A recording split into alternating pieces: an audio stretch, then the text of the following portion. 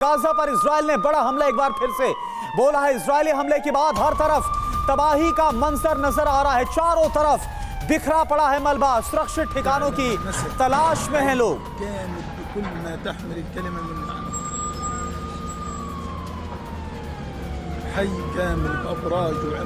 तो देखिए तस्वीरें आपके सामने। गाजा पर एक बार फिर से इजरायली डिफेंस फोर्स ने जो हवाई हमला किया, इसके बाद आपको दूर दूर तक इमारतें मलबे में तब्दील हुई नजर आ रही होंगी। धुआं उठता हुआ नजर आ रहा है। यह हाल कमोबेश अब पूरे गाजा का हो गया है, जहां पर हर तरफ तबाही का मंजर।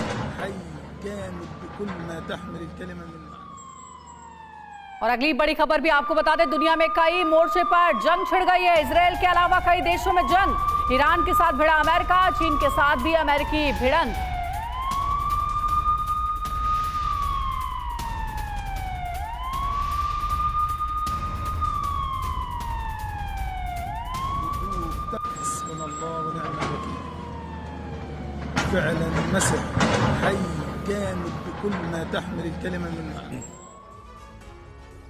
और आइए आपको बताते हैं कि इस समय दुनिया में कहां-कहां वॉर फ्रंट खुल चुका है। यह जानना जरूरी है। दुनिया में जंग के 5 बड़े मोर्चे फिलहाल नजर आ रहे हैं। पहला, इजराइल वर्सेस हमास। 21वें दिन भी भीषण जंग का सिलसिला जारी है।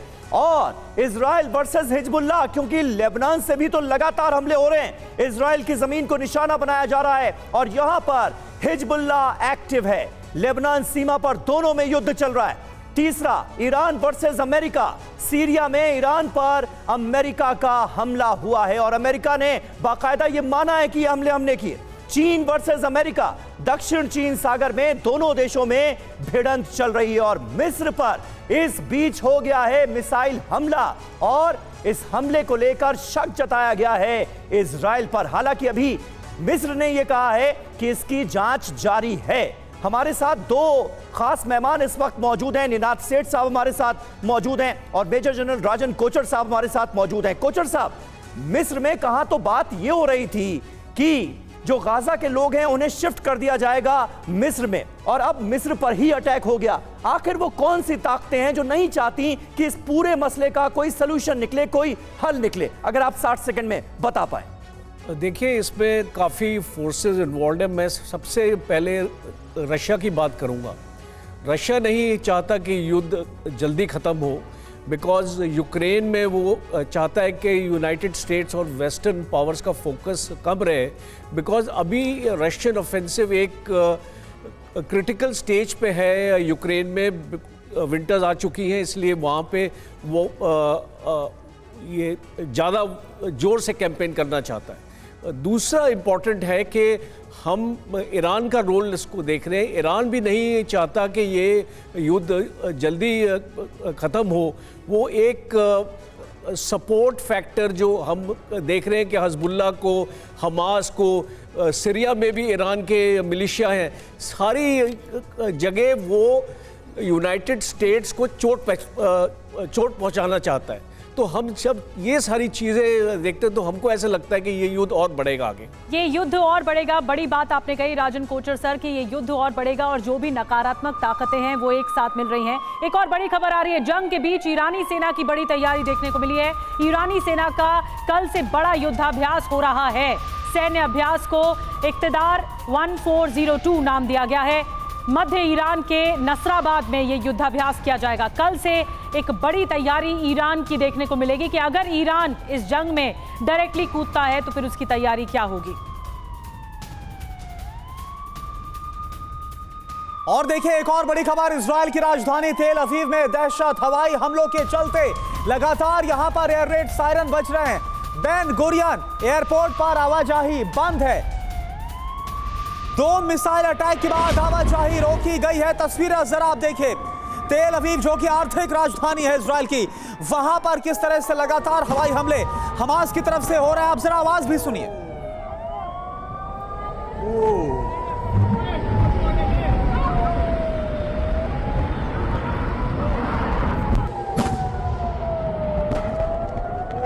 और निनाद सेठ इस वक्त हमारे साथ जुड़े हुए हैं। निनाद सर, आपसे मेरा सवाल यह है कि जिस तरह से हमास इतना हमला हो गया, इजराइल की तरफ से तबाह किया जा रहा है, लेकिन हार मारने को तैयार नहीं है। राजधानी पर इजराइल की हमला किया जा रहा है। वो कौन सी ताकतें हैं जिनके बल पर आज हमास इतना ज्यादा बढ़ा हुआ है? देखिए, हमास के पास 3 ताकतें हैं। पहली तो उनकी ताकत है उनका जो सेल्फ मोटिवेशन है। अगर आप इतने सालों से चारों तरफ से घिरे हुए हो इजराइल से, और जिस तरह से इजराइल ने ट्रीटमेंट की है, तो एक सेल्फ मोटिवेशन आता है। वो मोटिवेशन मिलिटरीली हम नहीं कह सकते, पर बड़ी ज़रूरी चीज़ होती है। दूसरा, उनके पास जो रॉकेट्स हैं, उसका जो उनके पास भंडार है रॉकेट्स का, उसके सोर्सेज काफ़ी हैं। मैं तो कहूँगा कि चाइनीज़ रॉकेट्स अगर हम मिले वो भी मेरे को सरप्राइज़ नहीं होगा। और लास्ट में मैं कहूँगा कि उनके पास एस्केप रूट्स हैं, उनके पास टनल्स हैं, वो बच के रह के काउंटर अटैक कर सकते हैं। जी, और पर्दे के पीछे से सभी जानते हैं कि ईरान भी हमास की पूरी मदद कर रहा है। इस बीच एक और ब्रेकिंग न्यूज़ है। सीरिया में अमेरिका का बड़ा हमला, ईरान समर्थित गुट पर अमेरिकी हमला हुआ है और अमेरिकी फोर्स ने की है जबरदस्त एयर स्ट्राइक। अमेरिकी बेस पर हमलों का लिया गया है बदला।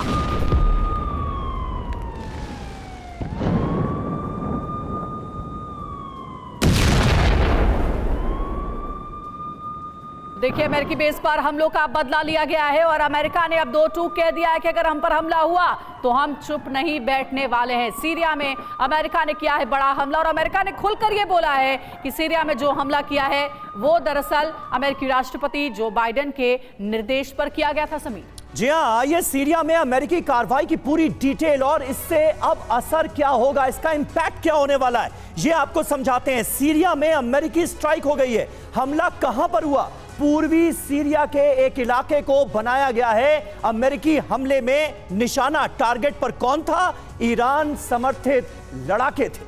जी हाँ, और एयर स्ट्राइक की वजह क्या है अब आपको ये भी बताते हैं। दरअसल हाल ही में सीरिया और इराक में यूएस बेस पर हमले हुए थे और कहा जा रहा है कि इसी का जवाब अमेरिका ने दिया है इन हमलों के जरिए। नतीजा क्या निकला? अमेरिका और ईरान में तनाव और ज्यादा बढ़ सकता है इस हमले के बाद। बिल्कुल, और ये तनाव लगातार बढ़ता हुआ हम देख रहे हैं। आशंका ये है कि अमेरिका ईरान टेंशन का असर इजराइल युद्ध पर भी पड़ेगा। अमेरिका और ईरान वैसे भी एक दूसरे के जानी दुश्मन माने जाते हैं और अब टेंशन और बढ़ता हुआ हम देख रहे हैं। जी हाँ, सीरिया में हुए इस हमले को लेकर के कहा जा रहा है कि अमेरिका वर्सेस ईरान की जंग भी देखने को मिल सकती है। हम चाहेंगे कोचर सर आप इस सवाल का जवाब दीजिए 60 सेकंड में। आप समझाइए कि क्या युद्ध अमेरिका वर्सेस ईरान और मिडिल ईस्ट देश हो जाएगा सीरिया में हुए इस घटनाक्रम के बाद? देखिए, अभी जो लड़ाई की इंडिकेशंस आ रही है उसमें ऐसे लग रहा है कि ईरान भी इस लड़ाई में शामिल होना चाह रहा है। बिकॉज सीरिया में अगर अमेरिकन बेसिस पे अटैक होता है तो वो एक जो इंस्टिगेशन है वो ईरान की तरफ से आती है। और हम ये देख रहे हैं कि जो हिजबुल्लाह का लेबनान में भी जो अटैक्स चल रहे हैं वो भी उसके पीछे भी ईरान है। तो और पीछे का अगर हम बैकग्राउंड देखें तो न्यूक्लियर डील में भी ईरान हट गया उसको पीछे और उसने साइन नहीं करी। तो ये क्लियर इंडिकेशन है, उसके ऊपर सैंक्शंस भी लगाए गए। तो उसके बावजूद हम ये देख रहे हैं कि एक गुट नया बन रहा है जिसमें ईरान, चाइना, रशिया और टर्की शामिल हैं।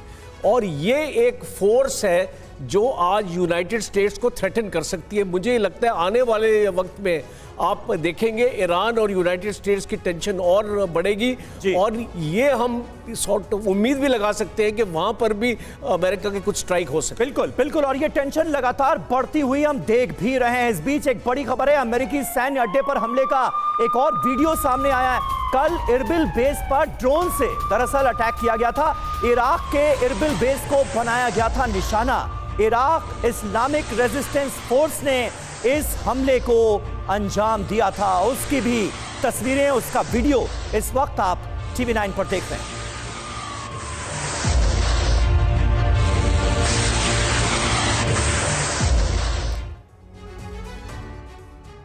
और एक और ब्रेकिंग न्यूज इस वक्त बता दें, गाजा में क्रैश हुआ इजरायली ड्रोन। जिटौन शहर में एक घर पर यह ड्रोन गिरा है। एक और बड़ी खबर मिल रही है, गाजा में इजरायली ड्रोन क्रैश हो गया है, जिसकी तस्वीरें इस वक्त हम आपको दिखा रहे हैं। जिटौन शहर में एक घर पर यह ड्रोन आकर गिरा।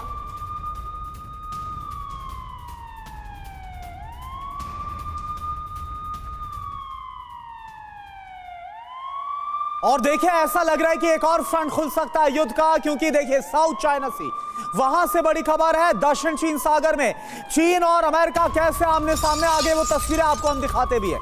गश्त कर रहे अमेरिकी विमान को चीन ने रोका, टकराने से बचे हैं चीन और अमेरिका के विमान। और देखिए महज 10 फीट की थी दोनों विमानों की दूरी, अगर टक्कर हो जाती तो इसके बाद इस फ्रंट पे भी बहुत कुछ हो सकता था। यह तस्वीरें भी सामने आई है, अमेरिकी विमान जो कि दक्षिणी चीन सागर जहां पर अपना प्रभुत्व जमाता है चीन, वहां पर गश्त कर रहा था अमेरिकी विमान फाइटर जेट, और उसको रोका है चीनी विमान ने। और महज 10 फीट की दूरी थी दोनों विमानों के बीच में, टक्कर हो सकती थी। तो यह तस्वीर इस वक्त हम आपको दिखा रहे हैं, दक्षिण चीन सागर के ऊपर उड़ान भरता अमेरिकी फाइटर जेट, और उसी दक्षिण चीन सागर को लेकर चीन काफी ज्यादा आक्रामक भी रहता है। जब ये फाइटर जेट, ये विमान अमेरिका का गश्त कर रहा था, तब चीन ने इंटरसेप्ट किया, रोकने की कोशिश की, और उस दौरान इतनी कम दूरी, इतना कम फासला बच गया था चीन के विमान और अमेरिकी विमान के बीच की, आसमान में ही दोनों के बीच में टक्कर हो सकती थी। और आप अंजाम देखिए, अगर ऐसा हो जाता, अगर टक्कर होती, तो इसके बाद ये फ्रंट फटक सकता था, विध्वंसक हो सकता था। इस बात का पूरा खतरा था, अंदेशा था। ये तस्वीर हम आपको दिखा रहे हैं, और सबसे बड़ी बात तो यह है कि महज 10 फीट की दूरी, ऐसे में जब जो विमान है वो आवाज से कई गुना तेज रफ्तार से उड़ान भरते हैं। और अब 60 सेकंड में एक्सपर्ट से जानने की कोशिश करते हैं कि क्या दक्षिण चीन सागर में भीषण रण होगा। निनाद सर, मैं आपके पास आ रही हूं, क्योंकि ये जो साउथ चाइना सी है, यहाँ पर अक्सर हम देखते हैं कि दोनों ही वॉरशिप्स रहते हैं तैनात, अमेरिका के भी और चीन के भी, लेकिन यहाँ पर अपना प्रभुत्व बनाने के लिए चीन बहुत हावी होने की कोशिश करता है। निनाद सर, देखिए, जो साउथ चाइना सी में जो अभी हुआ है वो चमत्कार है कि एक्सीडेंट नहीं हुआ। 10 फीट की दूरी 1000 किलोमीटर प्रति घंटे के एयरक्राफ्ट की स्पीड पे कुछ भी नहीं होती। ये एक B-52 अमेरिकन न्यूक्लियर बॉम्बर था और सुखोई का फाइटर प्लेन चाइना का था।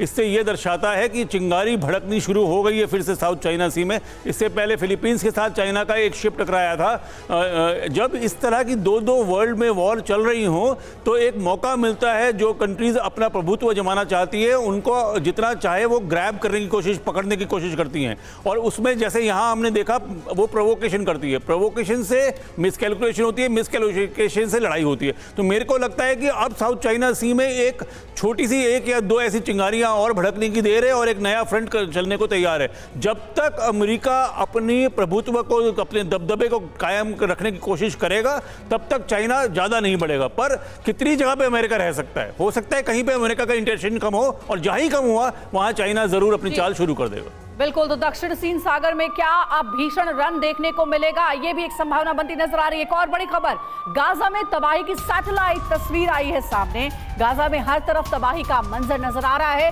2 लाख से भी ज्यादा घर तबाह हो चुके हैं। इजरायली हमले में 45% इमारतें जमींदोज हो चुकी हैं। और कोचिंग सर, 60 सेकंड में जरा आप ये बताइए कि क्या गाजा पट्टी पूरी तरह से तबाह हो जाएगी, फिलहाल जो हालात नजर आ रहे हैं उसे देखते हुए? अंजलि, इसमें कोई शक नहीं है, ये जो आपने बताया कि ये एक स्टेटमेंट है नेतन्याहू की that we will flatten Gaza, और वो उस स्टेटमेंट पे कायम है। और जिस स्पीड से, जिस रफ्तार से जो एयर ऑफेंसिव हो रहा है, और मुझे ये भी जानकारी है कि इजराइल से टैंक्स मूव किए थे गाजा के अंदर अपना फायर करके, और ये जितने भी उनके रजिस्टर्ड टारगेट्स थे उनको डिस्ट्रॉय करके टैंक्स वापस आ गए हैं अभी इजराइल के बॉर्डर पे। तो इस तरीके की हरकत हो रही है वहाँ पे। और जो भी इनको इंटेलिजेंस फोर्सेस से इनको जानकारी मिल रही है कि हमास का जहाँ जहाँ भी एमुनिशन डंप है और जहाँ जहाँ भी उनके रॉकेट्स छुपा के रखे हुए हैं, वो सारे एरियाज को टारगेट किया जा रहा है। और उसके साथ साथ कोलैटरल डैमेज भी हो रहा है जी। तकरीबन 7000 पैलेस्टीनियंस की डेथ हो चुकी है। तो ये मुझे लगता है कि लड़ाई और आगे चलेगी। और एक और ब्रेकिंग न्यूज, रॉकेट हमले में बाल बाल बचा एक परिवार। सायरन बजते ही बंकर में जा रहा था ये परिवार। बंकर में जाते ही घर पर अचानक से रॉकेट गिर गया। सीसीटीवी में कैद हुआ। ये पूरी घटना जो रॉकेट का हमला हुआ वो सीसीटीवी में कैद हो गया। देखिए तस्वीरें आपको एक बार फिर से बता रहे हैं। जैसे ही ये परिवार घर से निकलता है, अचानक से कुछ सेकंड्स के भीतर ही इस घर पर रॉकेट से हमला हो जाता है और ये परिवार बच जाता है। बाल बाल बचा ये पूरा परिवार, जिसमें आप देख रहे हैं बच्चे भी शामिल हैं। जब ये निकल जाते हैं घर से, सेफ जोन में आ जाते हैं सायरन बजने के बाद, उसके बाद यहीं पर ही रॉकेट गिरता है।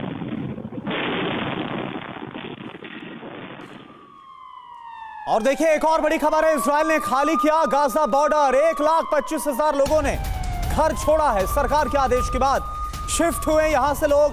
हमास के हमले से बचने की योजना है, तो इजराइल की तरफ से भी जो बॉर्डर इलाका है गाजा के साथ लगता हुआ, उसे खाली करवाया गया। इजरायली सरकार की तरफ से इस बात का आदेश दिया गया था खतरे को भांपते हुए, और करीब 1,25,000 की संख्या में लोग। आप देखिए जो इलाके खाली भी हुए हैं वहां पर किस तरह से तबाही का मंजर भी आपको नजर आ रहा है, और ये वो इलाके हैं जिन पर लगातार खतरा मंडरा रहा है और लोग अब अपनी जगह से दूसरी सेफ जगह पर शिफ्ट हो गए। तो हम आपको जल्दी से बता देते हैं पूरी जानकारी अभी तक क्या मिली है इस युद्ध के बीच। बताया जा रहा है कि 1,25,000 लोगों ने अपना घर छोड़ा है। साथ ही इजराइल सरकार के निर्देश के बाद गाजा बॉर्डर को खाली किया गया। 7 अक्टूबर के बाद 1,25,000 लोगों ने अपना घर छोड़ा है। और देखिए जानकारी ये भी कि अलग अलग जगहों पर लगातार जो लोग हैं वो जा रहे हैं, शिफ्ट हो रहे हैं। होटल, गेस्ट हाउस में लोगों ने शरण ले रखी है। साल के अंत तक सुरक्षित इलाकों में रहने का निर्देश भी दिया गया है। सरकार कर रही है लोगों के रहने की व्यवस्था। हमले के बाद इजराइल ने ये योजना दरअसल बनाई है कि जो लोग छूट गए हैं उनको सपोर्ट करें। लोगों को हमास के हमले से बचाने की दरअसल इजराइल की तरफ से ये योजना है। और इजराइल की निकासी योजना के बारे में जो अहम जानकारियां सामने आई हैं वो आपको बता दें। 7 से 13 अक्टूबर गाजा पट्टी के पास के जो 4 किलोमीटर के इलाके में बसी हुई बस्तियां हैं वहां से लोगों को हटाया जा रहा है। 14 अक्टूबर के बाद 4 से 7 किलोमीटर दूर तक के इलाके खाली कराए गए हैं। इसके अलावा लेबनान बॉर्डर हिजबुल्लाह के हमले के बाद लोगों को इस इलाके से भी हटाया गया है, यानी इजराइल के वो तमाम इलाके जो कि लेबनान बॉर्डर से सटे हुए हैं वहां से भी लोगों को हटा दिया गया है। हम एक बार फिर निनाद जी आपका रुख करेंगे। गाजा में बेघर हुए लोगों का अब क्या होगा, ये एक बहुत बड़ा सवाल है, क्योंकि 23 लाख लोग गाजा में मौजूद हैं। पहले नॉर्थ गाजा से साउथ गाजा उन्हें शिफ्ट किया गया, वहां पर भी हालात बद से बदतर हैं। अब कहीं और भेजने की बात की जा रही है। मिस्र का भी प्लान सामने आ रहा है जिस पर इजराइल रजामंद है। होगा क्या इन लोगों का? इस वक्त ये कहना बहुत मुश्किल है। गाजा की साइज अप्रॉक्सीमेटली दिल्ली एनसीआर जितनी है। एक तरह से आप कहें तो तीनों तरफ से गाजा एक प्रेशर में है, और एक ही रास्ता है, सिर्फ एक ही रास्ता है अगर इजिप्ट अलाउ करती है गाजा से लोगों को आने देने का। पर इजिप्ट का जो पुराना एक्सपीरियंस रहा है गाजा के शरणार्थियों से, वो बड़ा खतरनाक रहा है, क्योंकि वो इतने रेडिकल हो जाते हैं कि इजिप्ट के लिए भी प्रॉब्लम हुई है। 1972 में हुई थी, उसके बाद भी हुई थी। तो मुझको लगता नहीं कि इजिप्ट इतने ज़्यादा लोगों को अंदर आने देगा। गाजा में एक दिक्कत आ रही है, हमास आखिरी फिलिस्तीनियन तक लड़ेगा।